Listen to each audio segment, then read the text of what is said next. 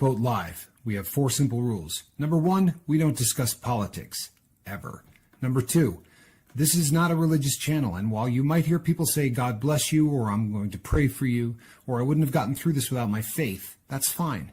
What's not fine is to say, my God is better than your God, or here's why you're not getting into heaven. It's not going to fly. Number 3, we believe wholeheartedly if you can't control your tongue, then you can't control your life. So while on board, there's not going to be any cursing in the live chat, period. And number 4, there is no room for mean people on the lifeboat. Because we discuss very sensitive things from people's past in our group setting, we got to protect those people. The only way they feel confident and comfortable discussing those things is in an environment that is free of trolls and mean people. So if you're a mean person or you're a troll, we're going to block you for life. And if your account happens to be less than 24 hours old, we're probably a little suspicious right from the word go. Why? Well, because there are people in this world who enjoy being cruel solely for the sake of being cruel. It's not going to fly here. But if you're here because you're trying to get sober and live your best life, then you might find that the lifeboat is just that, a lifeboat. I'm Captain Tommy Scoville, and we will see you on deck.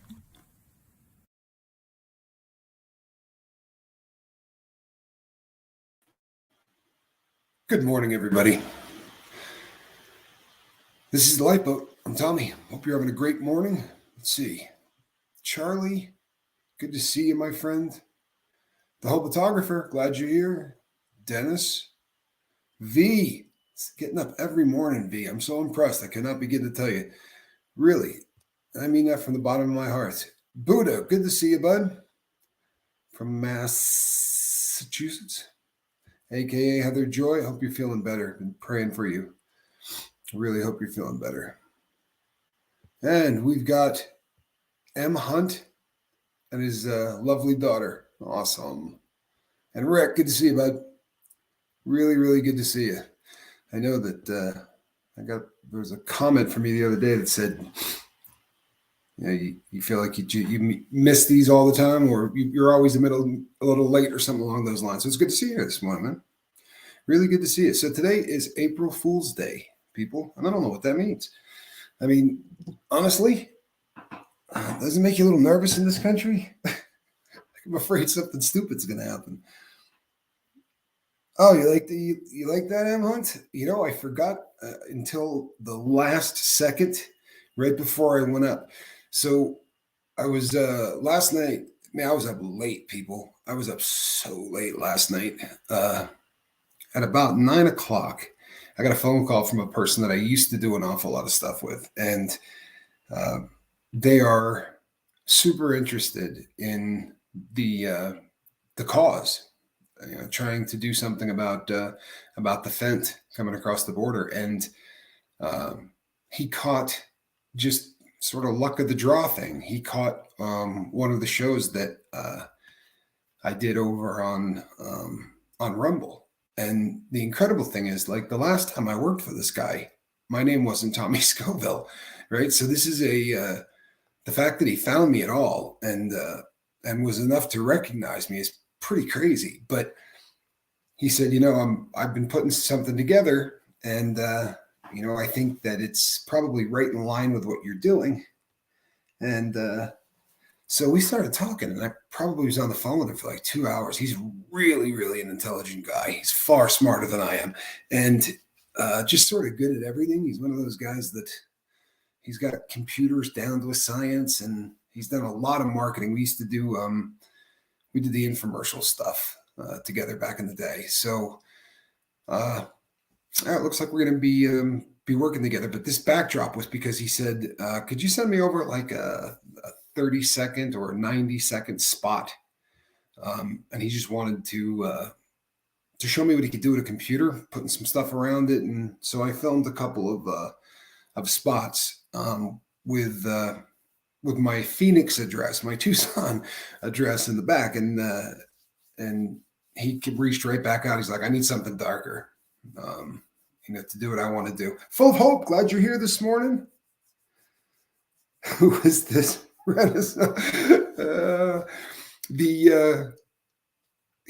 with any luck, I may end up bringing this guy on. He is a gentleman from Utah that, well, I knew him from Utah. He's not in Utah anymore, but he's he's a graduate of the Juilliard School for the Ridiculously Attractive. He's one of those guys that just, I mean, yeah. If I get him on, you will be well. And you know what? I haven't seen the guy in a really long time, but he used to look like Elvis. I mean, exactly like Elvis. This country is in fool mode 90% of the time. Maybe today we'll have a reverse effect and we will be Truth Day. Boy, that would be nice, wouldn't it? Good guess, Rick. Rick says it's got to be Mark Pyers. That is the Renaissance man. Make no mistake. John Doe, glad you're here. No audio? Are the rest of you hearing me? Are you kidding me right now?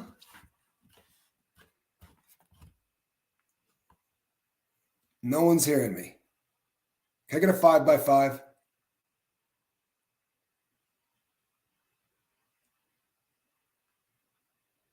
You gotta be kidding. Oh, you suck. Did I really just get April fooled? Oh, man. I'm so glad that I didn't start cursing madly. I've got that potential, people. If I thought this was really muted, I could have just torn off a couple of really ugly ones. Really glad I did that right. Tanya, good to see you.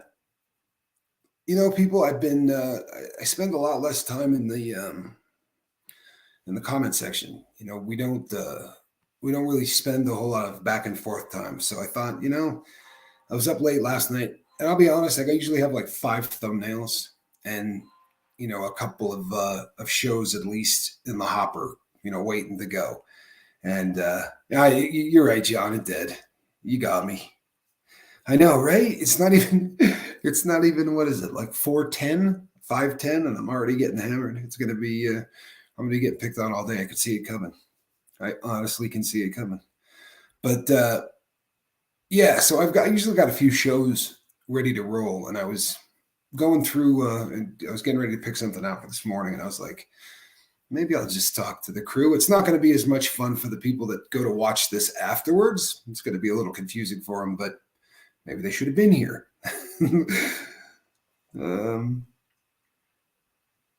Full of hope. He was. He got me. No question. No question. Well, I laughed too. Hey, Luke Skywalker, I'm glad that you're here. And I remembered who you look like. Unfortunately, I don't think anybody's going to get the reference because this band never really reached like huge amounts of fame. But there was a band that was pretty popular in the Northeast of America called the X-Rays. M. Hunt might be aware of the X-Rays, but the lead singer also played bass. And you are a dead ringer for him, Luke Skywalker. I'm telling you, you look so much like him. It's crazy. Hello, Paul. Another channel did an April Fool's joke saying the government was going to turn off gravity. This is pretty funny. But there was an April Fool's joke done. I don't remember how many years ago. I think it was in the 90s. And if not, it was the early 2000s. But Taco Bell did a commercial where they talked about buying the Liberty Bell, that they had just bought the Liberty Bell. And, because Taco Bell. And they were going to be putting it on display in one of the Taco Bells. And each month they would ship it off to a different Taco Bell. And there were people all over the U.S. that just went crazy. I mean, like lost it, Everybody thought it was real. And they did it on April the 1st. Hello, Rebecca. Good to see you. But yeah, there'll be some good ones. Usually at least one really big company will do something. I don't know enough people to get. That's not such a bad thing, Dennis. For real, early in recovery, I don't know, maybe it's different for everybody, but when I was first getting sober, if I was any of the people that I knew were going to be high on heroin, That was the only circle of people that I knew. So the fact that, I didn't have a little circle of friends to hang out with was probably really good for me in the beginning. I had relapsed so many times over the 3 decades that I did that stuff. Well, not so many times. I relapsed every time, and I very, very rarely made it past even the detox part of it. So for me, it was a blessing that I didn't have somebody that I could, ring right up and go get dope from. Good morning, Vicky Brooke. Happy Saturday.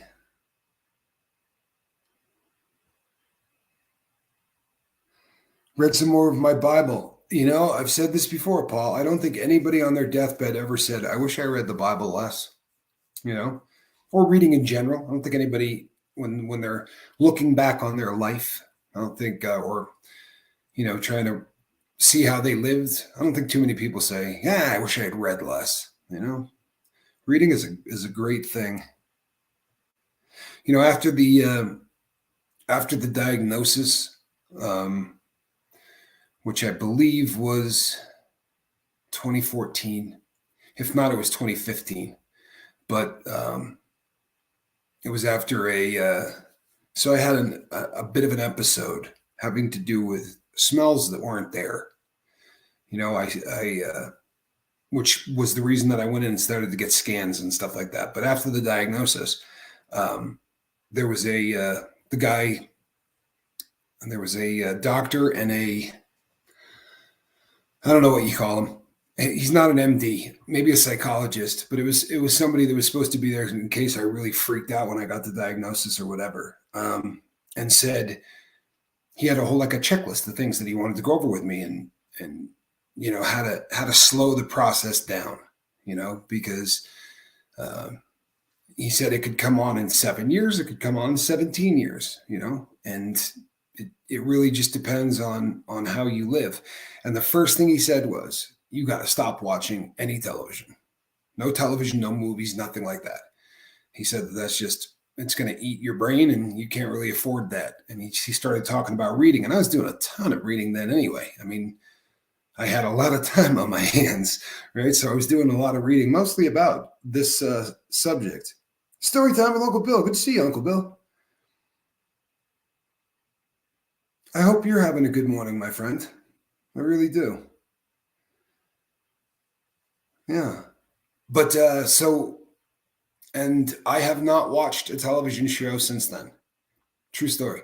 I mean, I've watched little snippets of like documentaries, but I've probably watched a couple of full documentaries, but that's a one camera. It's the jumping around. I've told you guys, it's the jumping, the really fast editing. My brain can't handle it anymore. The guy JT. Good to see you, the guy JT. Yeah, I'm going to see if I can get my friend to do, maybe come on the show. He may not. He may want to stay anonymous because he did have a really, really severe problem at one time. But he was very active in his church, super active in his church. And he was always very concerned about it ever getting out that, that he was addicted.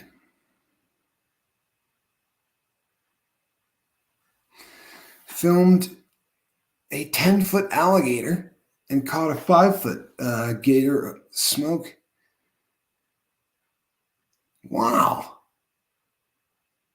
A 10-foot, that's a big, big, big reptile.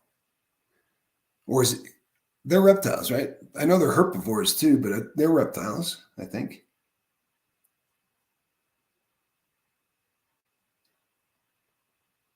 I feel like it's hard to build a following on YouTube compared to other apps.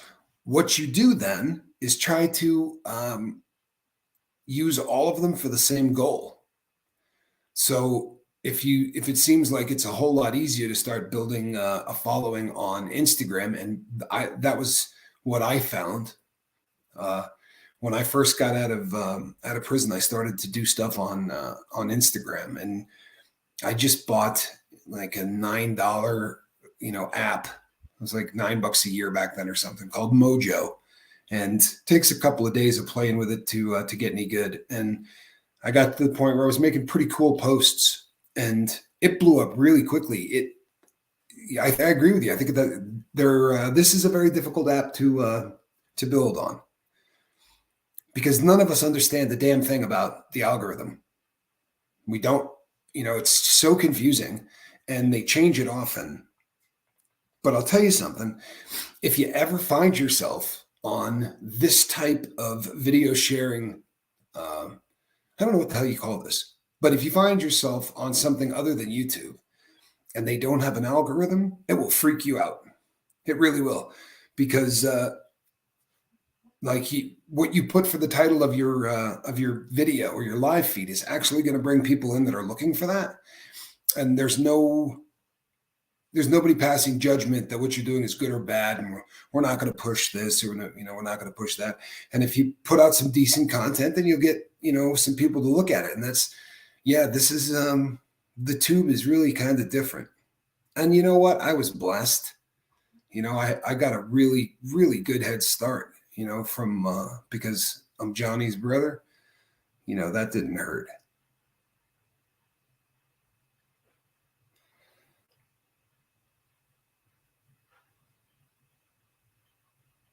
Oh, photographer, you didn't have to do that. Thank you, my friend. You really didn't have to do that. Maybe it's an April Fool's. Are you good? That would be really funny, wouldn't it? Get about 16 of those and find out that somebody just took a picture of. I know I missed a comment here. M. Hunt, big money if you're commercial. He caught it recreationally. M. Hunt is a big voiceover guy. I don't know if you guys knew that. TV equals garbage. Absolutely no question. I mean, you know what? There's, like, when I was a kid, we had 3 channels, right? Literally. And then if you wanted to hit the UHF, which was like 60 little fast clicks on the bottom, because we didn't have buttons yet, I was the remote control. We used to joke about this all the time, but I was the remote control. My dad would be like, channel 8, and I would hop up and run to the TV and change the channel. But when it was 3 networks, I feel like there was more stuff on when it was only 3 networks. It got so overwhelming when there was 350 or something like that.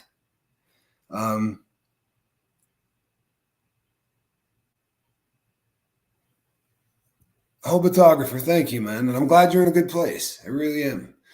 I don't know, maybe it was the paralysis of over analysis, but when there was like 350 channels out there, my brain would shut down, and I don't know, maybe it's the addict in me too, but I'd find something and I'd be like, oh, this is good.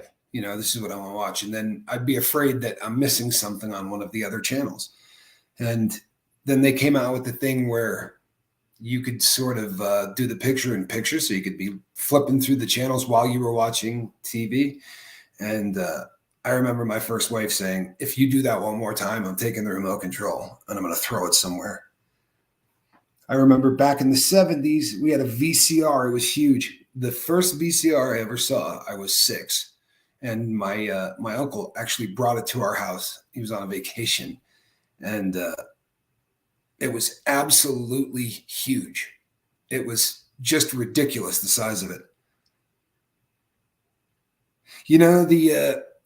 You guys, those of you of a specific age, you will remember if you stayed up late enough, they played the national anthem, and that's how you knew the TV was going off in America. That's what they did at the end of the broadcast day. They would play the national anthem, and there would be just a picture of the flag on the TV. And when that was over, you would get like the 4 different colors, like you see when they're doing a test to see that all the colors are coming in or whatever. And then it would go and make this terrible sound.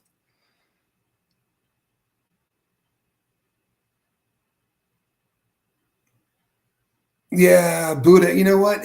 The every once in a while, someone will say something about a film that I really feel like I'm missing. You know what I mean? And I mean, I can watch them, listen to them rather, and not watch them. It's definitely not the same thing. But Betamax, oh, the Betamax. That was one of the just most ridiculous in our country. The Betamax was around for about 6 months, and if you bought a Betamax player, which you only could get from Sony, there was the Sony Betamax, and then I mean within a month of the Betamax coming out, the VHS, was available, and everybody was buying that. And then the laser disc, which looked like the CDs that you play in your car, but they were the size of a record album, like the old LPs. I still have Nintendo. Do you have the original Nintendo V? That would be incredible. My uncle brought over a VCR, and he had the two tapes that he had brought were the first Star Wars, which had just come out, and something with De Niro. He played a boxer. I can't remember the name of the film off the top of my head right now, which is really ironic because from my youth I do really well at remembering stuff, but I'm getting old and that bad stuff's happening. The laser disc. That was crazy times. You know what? I didn't have one. I never had a laser disc, but I grew up in the sticks. I really did. Like we grew up in the sticks. We were in the country. And if we wanted to go to like a Blockbuster, and we didn't have Blockbuster, but the local video store was about a 20-minute ride. And whenever I would go there, I swear to you, for probably 5 months, I was flipping through those thinking they were records, honestly, because the jackets that they came in looked just like the outer jacket of an LP.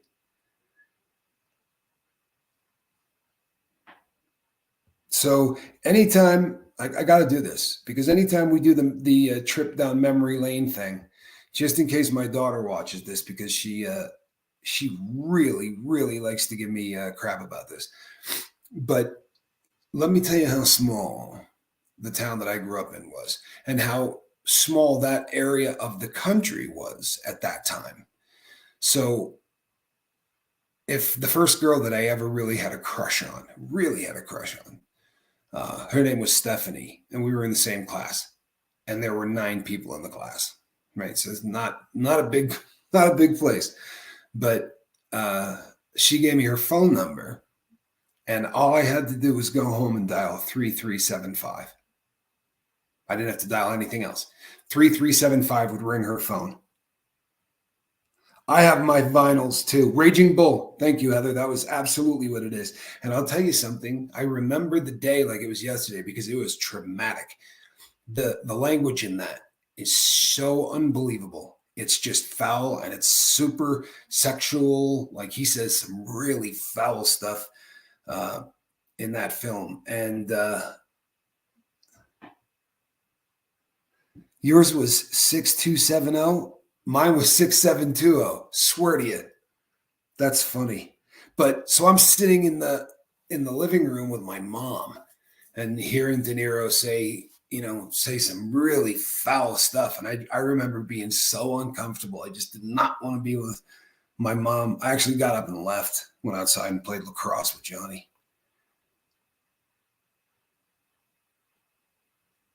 You know what, V? I guarantee you can get a charger for that. In fact, you can probably get a charger for that here because I do, this thing that used to be behind me that flashed all the lights. That was a watch winder, and I actually sell a lot of those. So I shouldn't say that. I buy a lot of those.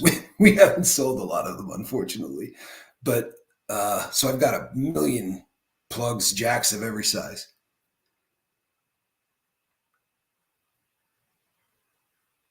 Yeah, you know what? The the video games of today, I look at them and every once in a while, one of my kids will try to get me to play one of those video games just so that they can absolutely laugh at me and talk about just, how bad I am. And, they'll hand you the controller and they go, this button does this button does that. And then this one does this. And 6 seconds after the game starts, I'm either shot or blown up or run off the road, depending on what game we're playing. And then I would hand it to one of my kids who would play for an hour and a half. Right. And then it would be my turn again. And I would die in 6 seconds and hand it back to my kid, and they'd play for another 45 minutes. So, Vicky Brooke, could you just dial 4 numbers, or did you have to dial a prefix for that? Atari. I want to tell you something. That, for me and for my generation, there was only 2 things that when it came out, like it became a social thing and a status symbol, and like it was really, you were just bummed the hell out if you didn't get one. And Atari was one of them. And it was really kind of wild because my parents told us we weren't getting one. Like they were told, the line was drawn. We were not getting an Atari. And I don't remember where I was, but I was somewhere with Johnny and my older sister. And when we came home, they had it set up in the playroom already. And we just blew a gasket. I don't think we left that machine for about 2 weeks. So have you ever heard the story of the Atari cassettes? Please, somebody please tell me you know this story.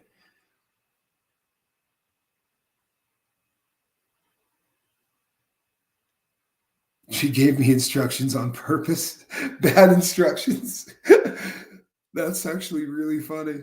So your daughter was sabotaging you before you even started? That is absolutely insane.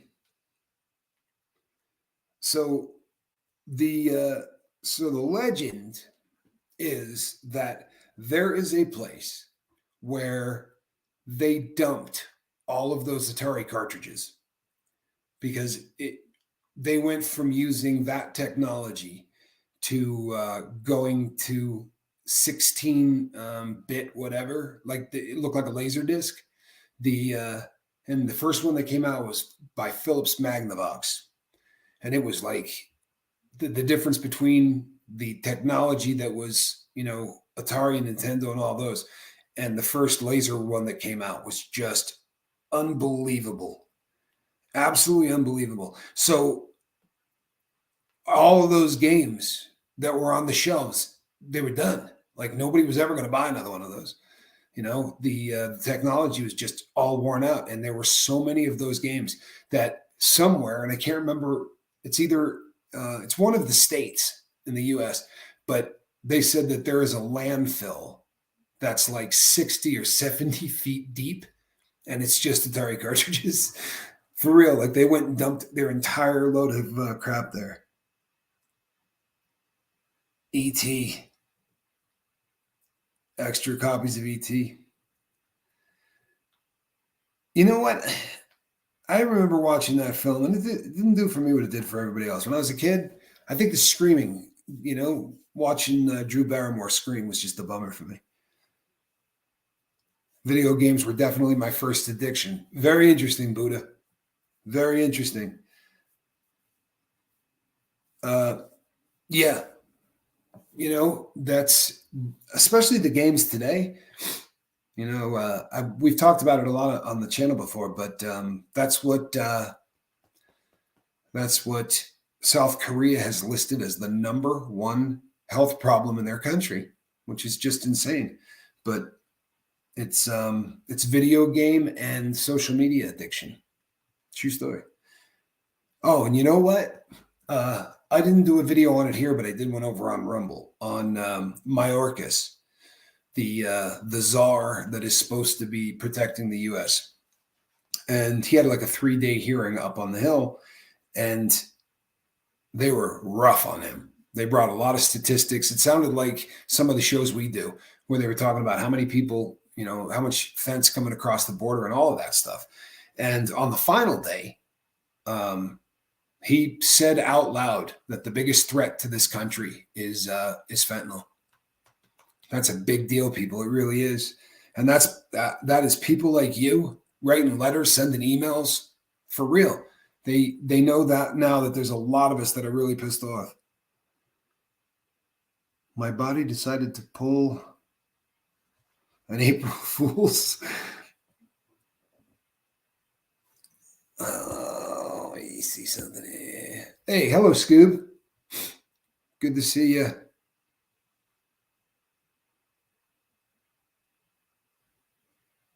Yep, good to see you. So, Scoob, in case you're trying to catch up, we have been taking a walk down memory lane for all of the old people on the boat, talking about things like Atari, Nintendo, phones that you actually had to stick your little finger into, like the rotary phone. It's funny.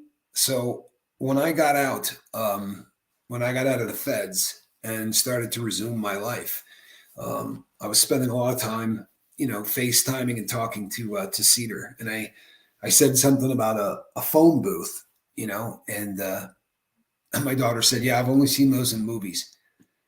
My kid, my second child, had never ever made a call from a payphone.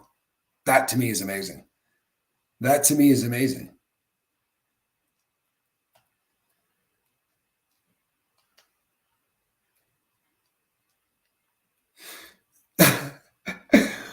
Yeah, it's carpal tunnel syndrome, V, from playing way too many video games. That stuff's real. I mean, I remember watching my son, his hands just like flying. The speed that Spanx could do that stuff at would just blow my mind. Honestly, I couldn't follow what he was doing half the time.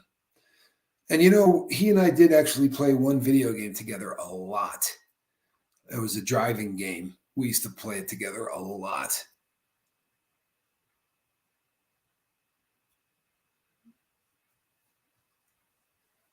Oh, nice. Full of hope. Happy to hear that. All my drug dealing days involved payphones and probably a pager, right? Probably a pager. I remember pager days. That was a really big deal. You would page the dope man from a payphone, and then he would call you back at the payphone. That was how we used to do it, to be sure. But I was reading a list of all of the things that kids born today are never going to see or have any concept of what it is, like encyclopedias. Never going to see one. Have no idea what it is. It'll be like, the horse-drawn carriage to kids that are born right now, because the technologies and everything is just, it's so far ahead. I mean, we had Atari. Now they've got those headset things that you put on, and you can look around and like the metaverse. Sad. I don't know that I would want to. Yeah, beeper. I don't know that I would want to spend a lot of time in the metaverse, but supposedly the first really like full on deal that they ever built for that was the Mad Hatter's Tea Party, so that you could go in and sort of sit down at Lewis Carroll's Mad Hatter's Tea Party, and boy oh boy would I have loved to do that. I'm such an Alice in Wonderland fan. It's just crazy. But I would imagine, and I don't know, I've never put one of those things on, and I would probably have to talk to my doctor. But I'm thinking that if TV and films are bad for my brain condition, then I cannot imagine what would happen to me if I put on that whole setup where I'm inside that little world. I would probably have early onset dementia by the end of the week. I do remember Outrun by Sega. Absolutely, I do. Yeah, that was the 80s. Ferrari Testarossa. I'd like to have back all of the quarters that I have put into games in my life. I probably could buy a car with what I put into just pinball machines. Buddha says, "Isn't that crazy with the payphone?" My daughter was in amazement when she saw it on television with a back on it and a little antenna. They look weird, Dad. Why aren't they flat? Isn't that crazy? I too have a full edition of the Encyclopedia Britannica. However, mine is from 1969 or 1970 or something. It was my parents, and I just can't bring myself to throw it out. I know it's. I mean, there's the internet really put a bitch slap on that, didn't they? I mean, if you were the people that made those, or the encyclopedia salespeople that would go from house to house and try to sell, the just how much your kid can learn from the Britannica A through Z. That is so funny. Yep. M. Hunt, there was a time in my life where I had the Hugh Hefner pinball machine. We had an office, and we had it's not the one we wanted, but there was a guy that was selling old machines, and we were going to get the one that had Kiss on it. And I remembered it from when I was a kid. I was in my 30s at this point, but we were supposed to buy the Kiss one, and the next thing you know, we got there and it had been sold. So we got Hugh Hefner and a big bunny on it, but boy, oh boy, we played the hell out of that. My grandmother thought a wireless phone couldn't be built or built, either one. Do you remember having like the 25-foot cord for your phone? So I'd sit down on the ground and talk to my first girlfriend and like wrap my finger in that cord or my foot. In the hood, they call them fatback. Fatback TVs.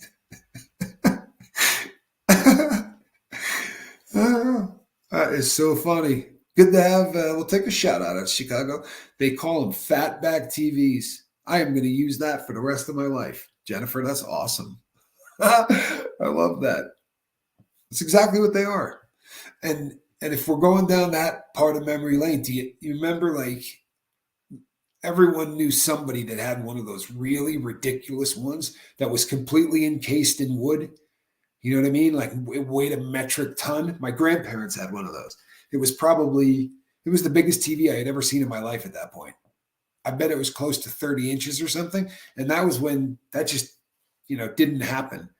And we went to see my grandparents in out on Long Island. And I remember walking into that house and looking at that television and thinking, good Lord, look at that. But, the vast majority of it was just a huge, huge thing of wood. Fatback TVs, that really is awesome. A Pac-Man table game. Hopotographer, if you should Bing this. I don't say Google anymore, but you can Bing this. You can buy one of those tabletop machines, and it has it's got Pac-Man, it's got Asteroids, it's got Space Invaders, like all of the games that we played when the machines were first coming out, like the first arcade games.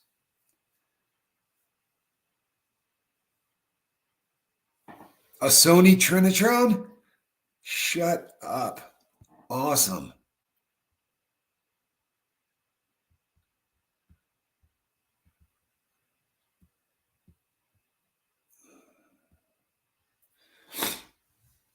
Never? Lady Fi would be in shock.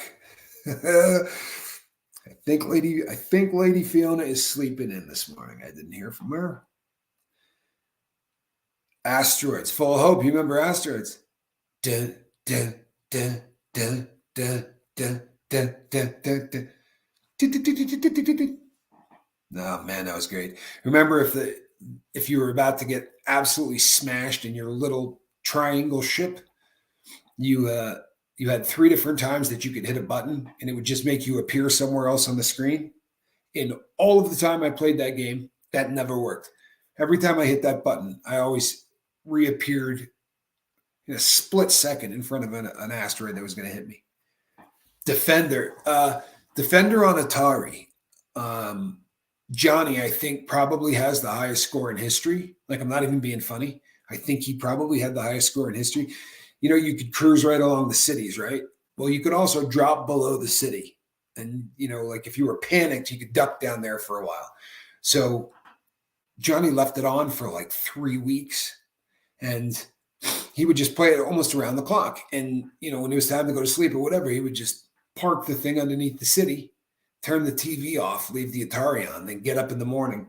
I don't remember what the score was, but it was absolutely ridiculous.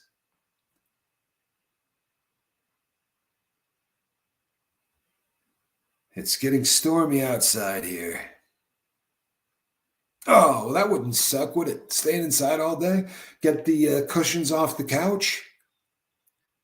I used to do that with Calhoun. Build yourself a little fort right there. Good times, man. Look back on that forever. Good times. My dad used to do that with me.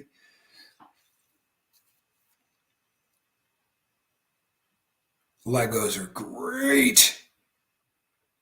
Legos are great. I'm old enough that I remember when Legos weren't sold everywhere.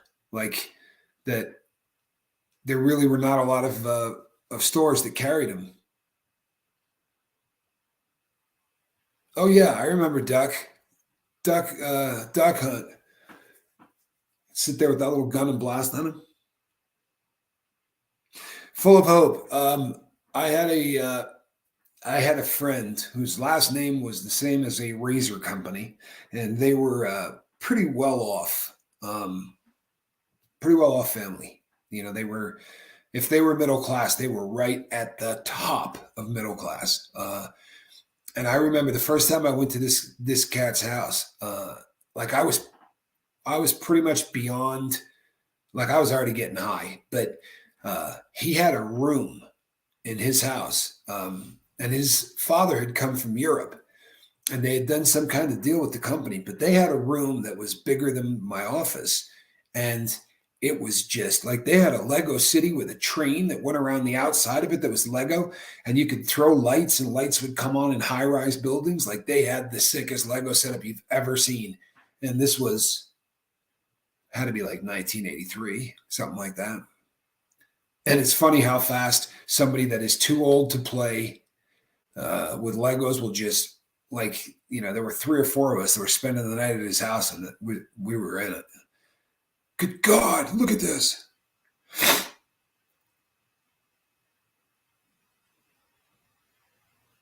My boyfriend wants a Howard. We'll get 2 adventures. Affleck. There was a guy in one of the institutions that I was at who was, if he was not the first, he was one of the first 2 school shooters in history. So by the time I saw this guy, he was like 70. And it would take him 25 minutes to walk from the unit to the chow hall. He would take steps that were like 4 inches. I'm not kidding. And his arms would be up here, like the T-Rex pose, because I think like he had been on Thorazine for 30 years, 35 years or whatever, and it really had done damage to the guy. And I mean, he shot up a school. I don't know that you could feel, it's probably a little bit of justice, but the only word that the guy would say was Affleck. I'm not kidding you. No, he also would say Ducky. If you said, how you doing? He'd go Ducky. And then he would just go Affleck and walk around doing it all day. He was not all there. Legoland, you know what? I had fun at Legoland. I wish Calhoun was here, because we got a great Legoland story. I took Calhoun to Legoland, and this was in the really early days of cell phones. And you get on this little boat, and you sort of go through water channels and canals and look at these huge. All of a sudden, you come up on the Statue of Liberty, and there's nobody in there. It's not a guided thing. You just get on this boat that's on a track. It's kind of like Disney or something. So we get in there, and there's a guy sitting directly behind us, dropping F-bomb after F-bomb, like at the top of his lungs, talking about a stock deal or something, and every third word started with the letter F and ended with the letter K, and just would not stop. So I turned around and I said, hey, You know, everybody on this boat's 4 or 5 years old, man. Neck that in. I'm not trying to be a jerk or look for a fight or anything else, but just, man, stop cursing. And the guy literally told me to F off and then started right back in on on his phone. And Calhoun's mom said, please don't, please don't, please don't. And I grabbed that phone and whipped that thing into the middle of the little lake that they had. Just grabbed it right out of his hand and tossed the thing into the lake. And I became very popular with everybody on the boat. And the guy said, when this boat pulls over, you and I are going to the parking lot. And I said, okay. And it was funny because those boats you sit in and everybody kind of looks like they're 5'6". And when we got out of that boat, he decided he didn't want to go to the parking lot anymore. He did, however, want me to pay for the phone, which didn't happen. Cursing in front of kids is just Bush League. Hello, Hermit Hill, Kentucky. Good to see you.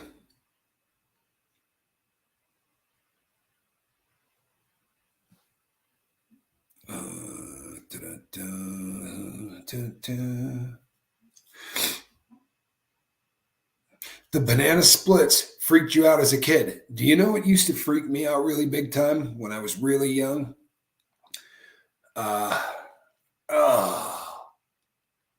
HR puffin stuff. Let's see who's really old now, right? HR puffin stuff.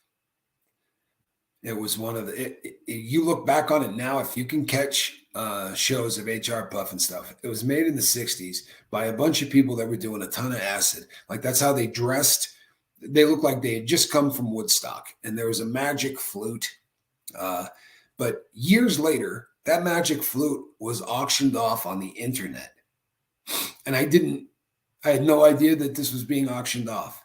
If I had known that it was being auctioned off, I probably would have bought it.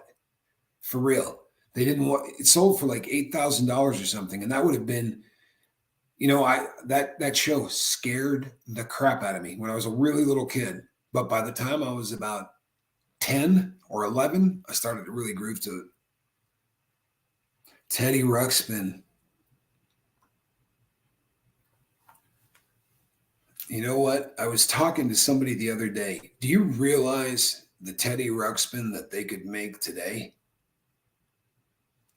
For real. I mean, with Puffin stuff was horrid. Yeah, they had Witchy Poo, and that was a tough show, man. That was a tough show. Sid and Marty Krofft, HR Puffin stuff. I can still sing the theme song from them. The Slee Stacks. Oh, no way. Land of the Lost. That's crazy. That's crazy. That is crazy. Slee Stacks. Wow. Hartley hair. I guess that's got to be a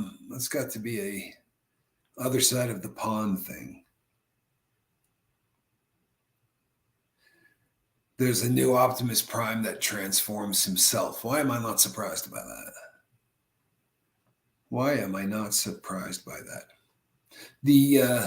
But like the Teddy Ruxpin, you could now put AI in that thing, and Teddy Ruxpin could respond to everything you say. For real. That bear would be the greatest bear in the entire world. If I'm not mistaken, and every once in a while I am, I think I hear Squirrel Nut Zipper. Continue what you're doing. I'll be back in 1 second.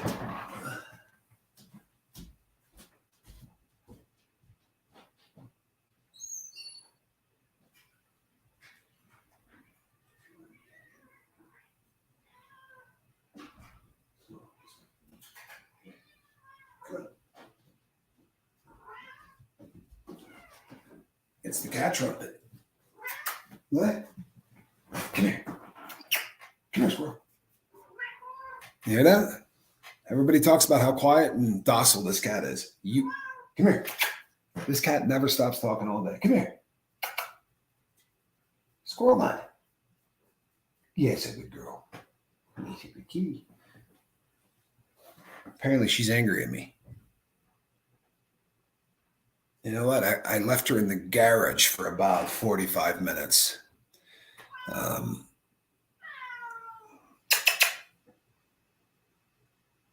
Come here.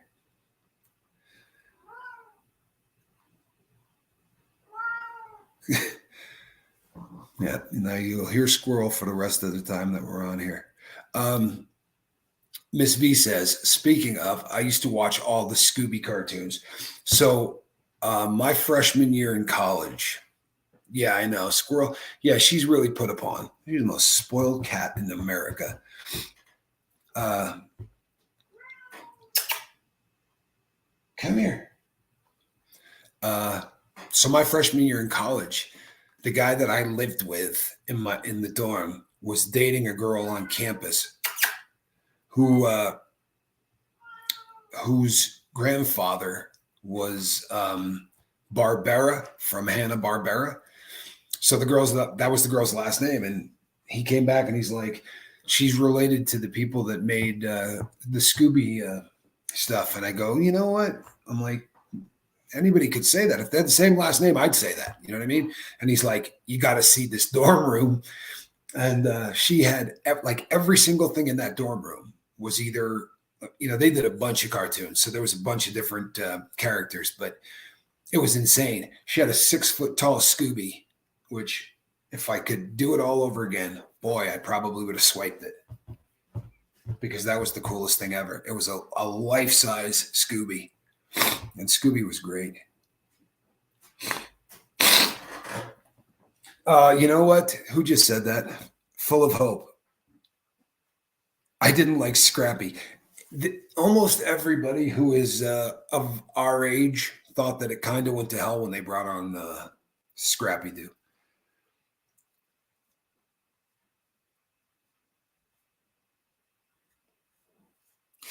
Charlie Mullins. I don't think we're getting that close to the 4,000th sub. And I said that's got to happen by summer, man. I might get lucky. You know what I mean? Maybe I'll get lucky. Yeah, it's really funny that you say that because I actually watched a couple of Stroming videos last night over on. Come here. I watched them over on Rumble because it's not like YouTube where there's a billion of them. There's probably maybe 30 or 40, but watching people like just absolutely, boy, that's a tough thing to eat. Man, it really is. That is one of the grossest things in the entire world to eat. But yeah, I'll do it when we hit 4,000. I'm going to do it. And my brother's going on his channel and telling everybody that I'm eating that, and he's putting Vegemite on it or whatever. I'll do the disgusting fish. I'm not doing the Vegemite. Squirrel, come here.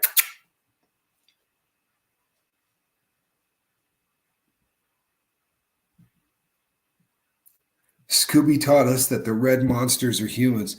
There's my girl. Hey, there you are. Do me a favor, though. Don't knock over the camera. That would be a bad thing. Come here.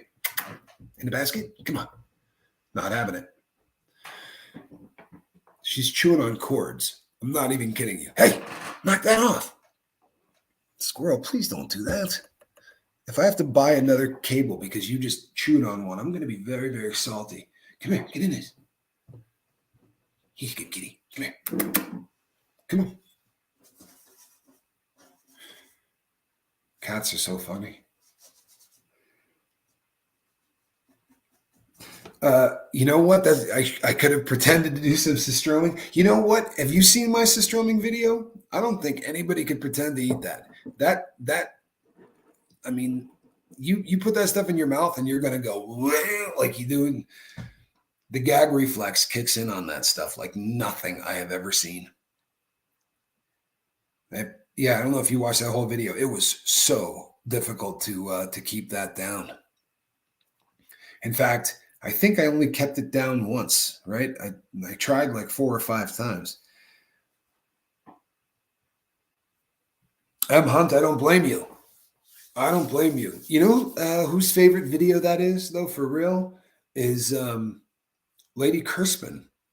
I mean, It probably is because it was the first video she ever saw too, and she and her kids were just dying laughing. But um, that's a rugged video. It's funny. I mean, the interaction between me and Johnny is pretty funny, um, but yeah, it's so tough on the stomach, and you really do taste that stuff for like, I mean, a full day. It does scar you.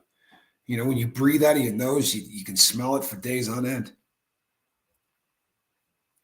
Jennifer, it's funny that you just said that. Jennifer Rice says cats are very spiritual. They can see in two worlds. I absolutely believe that. I really do. But uh, so after I hung up from my friend last night, who has moved to Canada, by the way, he's up in Canada. Hey, stop biting cords, please. Come on. So after I hung up from that, I started watching a series on the multiple universe theory, the multiple world theory, which I'm telling you, people, I really have a hard time wrapping my brain around, but I'm damn fascinated by it.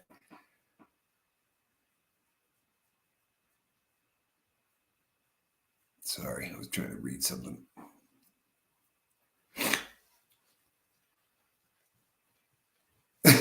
Well, shiitake, why isn't my cat telling me about the other world then?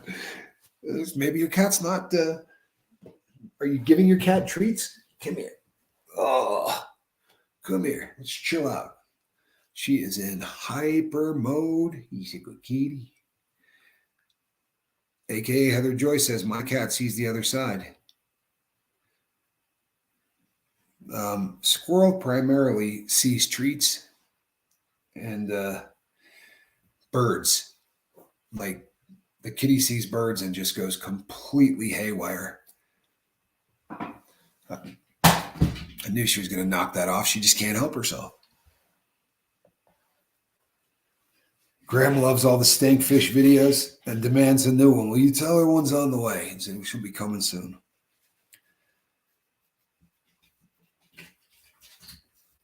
You know what? Fortunately, the cable he's chewing on is not carrying that kind of current. I would, if she was chewing on the power cord, I would shut down the show. That's my best friend. She is just one of the greatest animals of all time. And what are the odds, seriously, of all the words in the entire world? You guys vote that the cat should be named Squirrel, and I go to adopt a cat, and I pick this one out, right? If you're new to the boat and you haven't heard the story, it's a true story.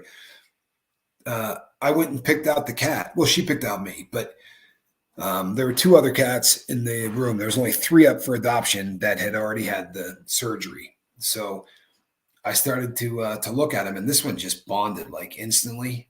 Oh, that's good. Don't go up there.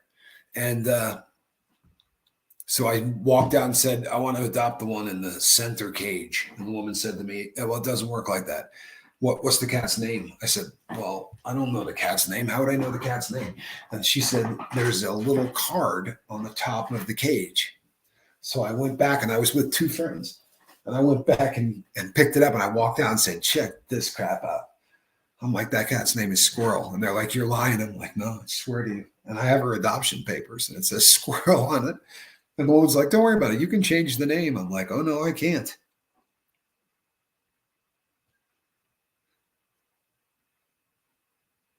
If we can only see about 10% around us and use about 10% of our brain, then there's a bunch we don't know. I believe that.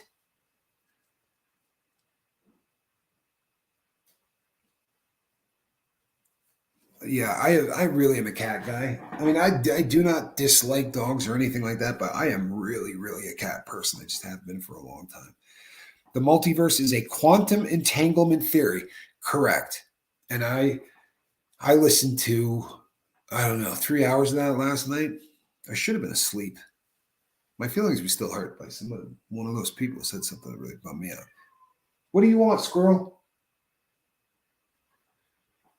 Okay, so we're getting up to that time. Yeah, it's the top of the hour, people. But I have been accused of this being a green screen, and I am absolutely offended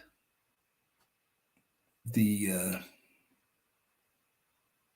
yes, that is actually really funny. Hobotographer.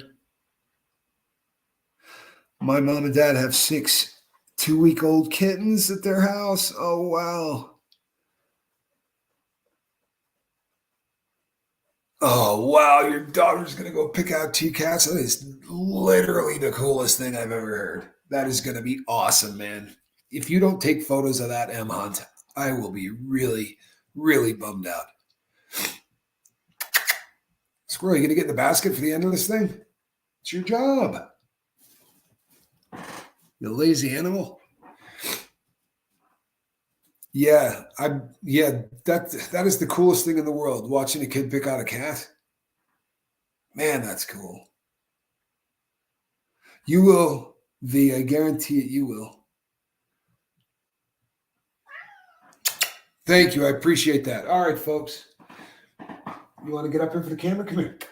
Come here. You're a good girl. Oh, don't run, don't run, don't run. I am Captain Tommy Scoville, and this is Squirrel Nut Zipper. She is not wanting to be in the basket, though. He's a good kitty. And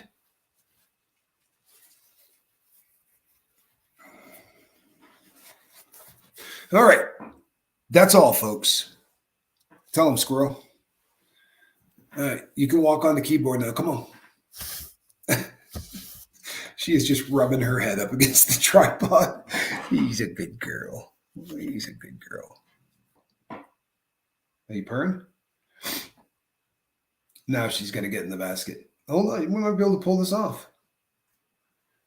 I'm going to go an extra 30 seconds because she's looking like she might get in the basket. Yeah, good kitty. You ready to do it? Then we'll get a treat. You going to sit in there? That's a good kitty. That's a good kitty. Ready? And this here, that is a cat in a basket. A diva in a basket, actually. And she's biting my hand. You're a good girl. You really are. Peeps, tonight at about 5 o'clock, we're going to be doing this again, except there probably will be a show. This was just fun. Every once in a while, you just got to fart around. You know what I mean? I have a pretty good time doing these shows. The guy, you have a wonderful day too.